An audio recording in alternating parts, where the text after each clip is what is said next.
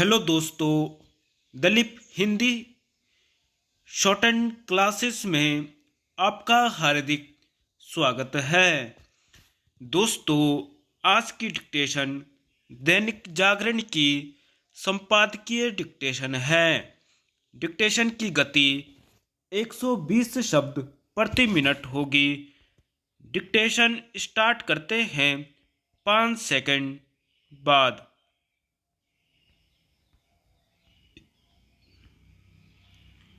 स्वच्छता का संदेश।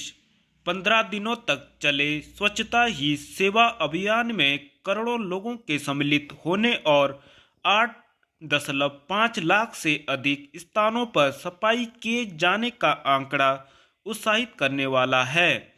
यह यही बताता है कि स्वच्छता को लेकर लोग जागरूक हो रहे हैं और साफ सफाई को लेकर अपने दायित्वों को समझ रहे हैं।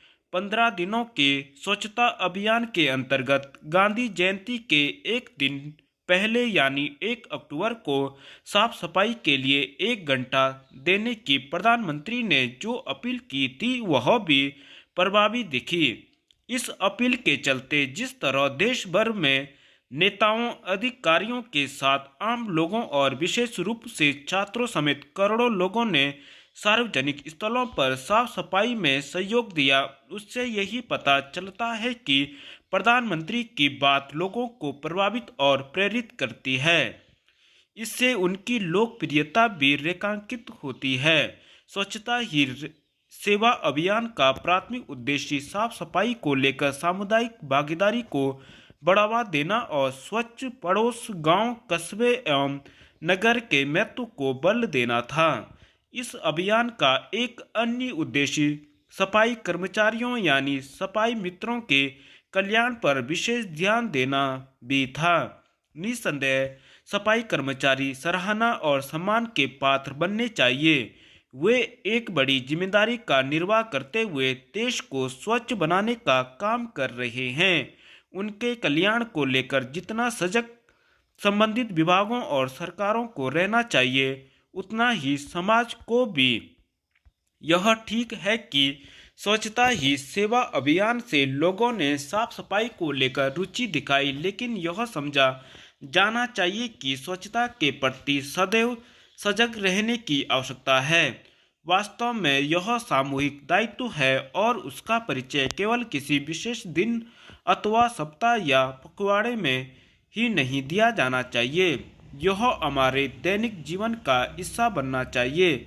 इसकी आवश्यकता इसलिए है क्योंकि अभी बहुत से लोग यह मानते हैं कि सार्वजनिक स्थलों पर साफ सफाई की जिम्मेदारी तो नगर निकायों की है, और यह सही है कि कचरा निस्तारण की जिम्मेदारी नगर निकायों की है और इस दिशा में अभी काफी कुछ किया जाना शेष है। लेकिन हमारे सार्वजनिक स्थल साफ सुथरे रहे, इसकी चिंता देश के हर नागरिक को करनी होगी और उन्हें इसमें अपना योगदान देने के लिए भी तत्पर रहना चाहिए। अभी औसत भारतीय अपने घर के भीतर और बाहर सफाई को लेकर जितना सचेत रहता है, उतना सार्वजनिक स्थलों को स्वच्छ रखने के प्रति सजग नहीं दिखता। दुनिया के जो भी देश साफ सफाई के लिए जाने जाते हैं, उनकी सफलता का राज यही है कि वहां के आम नागरिक सार्वजनिक स्थलों पर गंदगी न फैलाने को लेकर सचेत रहते हैं। वे न तो स्वयं गंदगी फैलाते हैं और न ही किसी अन्य को ऐसा करने देते हैं। यह आदत हम भारतीयों को भी अपनानी होगी। इसी से भारत स्वच्छ बनेगा और तमाम बीमारियों से भी बचा रहेगा। शैक्षिक उत्कृष्टता केंद्र। उत्तराखंड में सरकारी शिक्षा का स्तर सुधारने के लिए राज्य गठन से लेकर अब तक जो प्रयास हुए हैं, उनका कोई विशेष असर नहीं दिखाई दिया है। सरकारी शिक्षा को स्तरीय बनाने की चुनौती का सामना कर रही सरकार अब क्लस्टर विद्यालय योजना लागू करने जा रही है। इसके तहत सरकारी विद्यालयों को शैक्षिक उत्कृष्टता केंद्र के रूप में विकसित किया जाना है। प्राथमिक, उच्च प्राथमिक से लेकर माध्यमिक स्तर पर ऐसे 10,238 विद्यालयों का चयन किया जा चुका है। इन विद्यालयों में विषयवार शिक्षक तैनात किए जाएंगे। साथ में smart class, computer lab, furniture lab और लाइब्रेरी समेत समस्त आवश्यक संसाधन शीर्ष प्राथमिकता के आधार पर उपलब्ध कराई जाएंगे। क्लस्टर योजना के अंतर्गत ऐसे विद्यालयों को सम्मिलित किया गया है जिसमें बीते वर्षों में छात्र संख्या लगातार कम हुई।